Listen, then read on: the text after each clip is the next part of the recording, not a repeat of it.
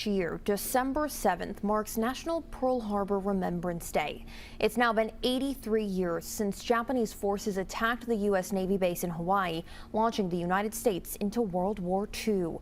More than 2,400 Americans died and nearly 1,200 were injured.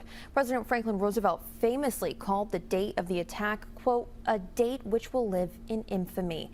And the attack on Pearl Harbor left lingering effects on millions of people, including one man from Scott County who was living in Hawaii when it happened. Today, WKYT's Maggie Rickerby sat down with him. His name is Bruce Gordon, and he explains the attack from a young boy's perspective. It's our top story at 10. Bruce Gordon was just 7 years old when Pearl Harbor was attacked. He's now 90 years old, and he's here in Scott County to tell the story.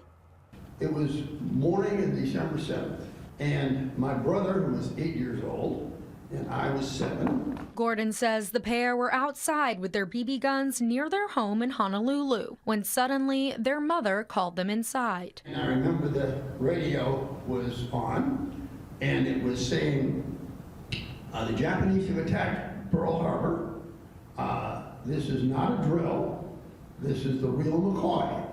After listening to the radio for hours, Gordon says tanks and soldiers passed by their home and headed towards the beach. Around lunchtime, he says his mother was getting ready to set a bowl of peas at the table.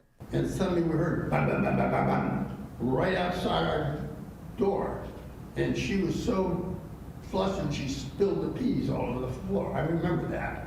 It turned out the noise came from the soldiers testing a machine gun at a nest right near his home. He says throughout December, it was the only one protecting a long stretch of beach on the island. I ended up on the first convoy out of Pearl Harbor on Christmas Day, 1941.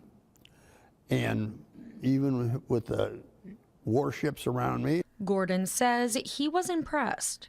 He later joined the Air Force and continued to study Pearl Harbor. He now shares his story and lesser-known facts like the second attack and the Niihau incident. Something he wants to pass on to the next generation is... remember Pearl Harbor. 83 years later, and Gordon is keeping the story alive. In Georgetown, Maggie Rickerby, WKYT. Now, Gordon has also written a book called The Spirit of Attack. It's part of a motto he clings to from his days in the Air Force that says, quote, only the spirit of attack born in a brave heart will bring success to any fighter aircraft, no matter how highly developed it may be.